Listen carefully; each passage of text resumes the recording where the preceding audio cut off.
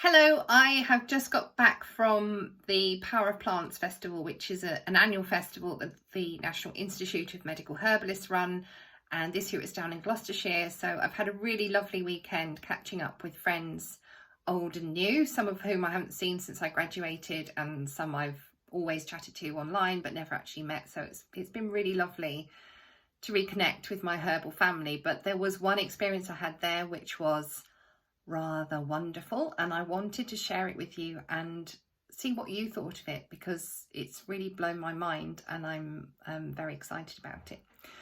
So there's lots of different workshops that go on at this festival. Some of them are quite sciencey and some of them are a little bit more esoteric and to do with the folklore and the traditions and the spirituality of the herbs that we use. And I felt compelled to gatecrash this workshop called Magical Herbalism, run by a herbalist and author called Elizabeth Brooke. And Elizabeth is very much into the folklore around herbs and the astrology and the deeper connections that we have with herbs. So I had no idea what this workshop was going to involve, but there were about 50 or 60 of us probably in the marquee, and we all sat in a big circle around the outside facing each other. And Elizabeth asked us to close our eyes and put our left hand out, and she was going to put the same herb into each person's hand, so we all had a little piece of it. And then she was going to cup the right hand over the top so that we couldn't see or feel what this herb was, and we had absolutely no idea which herb we were holding. So off we went, and she started talking us through different ways of tuning into this plant. So immediately I noticed that my hands were absolutely on fire, but I've done Reiki for a long time and it's not unusual for that to happen. So I just kind of put that down to the Reiki.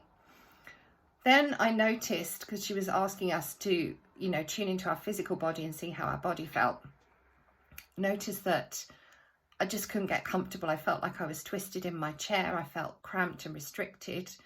My arms kept tensing up, and this herb was sort of saying, no, it's okay, just relax, just calm down, relax, it's okay, just settle down, which was quite nice of it. And I will read you some of my other notes because I can't remember everything, there's so much to tell you. But for the physical side, my notes read: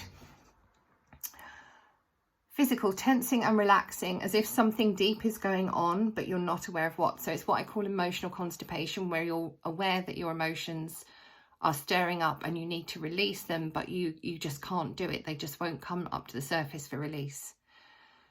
Gentle and calming. There was a wisdom about the herb, and it made me hungry. I was getting really hungry and my tummy was rumbling.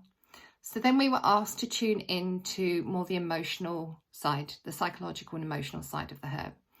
So again, this thing came up of emotional constipation. The messages were a little bit muddled, but I got the feeling that it was for people with new trauma, recent trauma, who wanted to move on from it fairly quickly, but not for people with old, deeply buried trauma, because it had the power to bring that up, possibly in the forms of nightmares or panic attacks.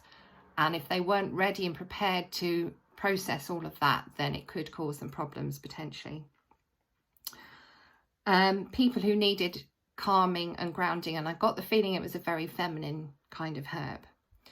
Then Elizabeth said, if we could imagine that herb as a person, who would they be? What kind of person would that be? So immediately I saw a really bright, vivid picture of an angel. Now, angels are not really my cup of tea. I don't really do anything with angels, but I saw this very bright vision of an angel.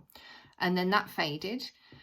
And then I could see a tall woman in a long black cloak holding a staff, and she looked like some kind of seer or wise woman. And I got a sense that it was very calm. It had a certain poise about it. It was a very wise kind of herb. And that potentially it could be used for, visionary kind of work. It had quite a strong sense of protection about it. And then I felt these waves of energy going from the top all the way down, just passing over my body from top to bottom. So by then I had still quite muddled messages, but I've narrowed this herb down to one of two. I thought it was either vervain or mugwort. So I just said, who are you? Are you vervain or are you mugwort? And it said, oh, I'm mugwort. So I thought, okay, we'll see. I still didn't know what it was.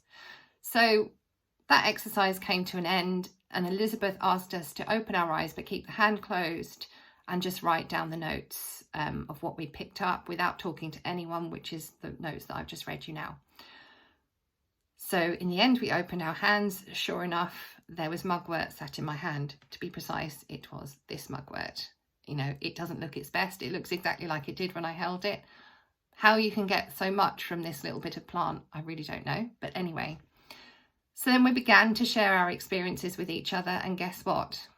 The number of people who said, my hands caught fire as soon as I touched the herb. I could see angels. I could see a tall woman in a cloak who looked like a seer, and she was carrying a sword, or she was carrying a staff. I got the feeling it was very cleansing and clearing and grounding. It's a very feminine herb.